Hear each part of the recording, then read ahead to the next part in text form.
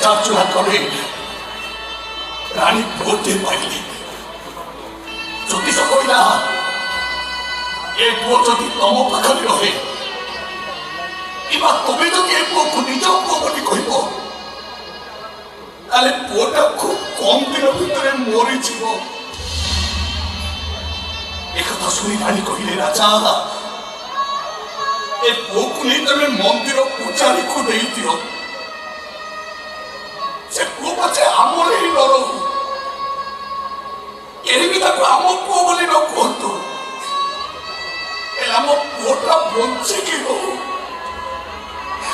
ଏସବୁ ଆମ ବଡ ଭାଇ ପଛେ ଆମର ହିଁ ନ ରହୁ, କେହି ତାକୁ ଆମ ବଡ ଭାଇ ବୋଲି ନ କୁହନ୍ତୁ,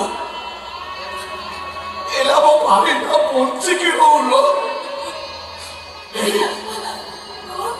ମନକୁ ବୁଝେଇଲେ ଆଉ ଭାବିଲେ ଆମର ଗୋଟେ ବଡ ଭାଇ ଥିଲା ଯିଏକି କିଛି ଦିନ ତଳେ ଗାଡି ଆକ୍ସିଡେଣ୍ଟରେ ମରିଗଲା।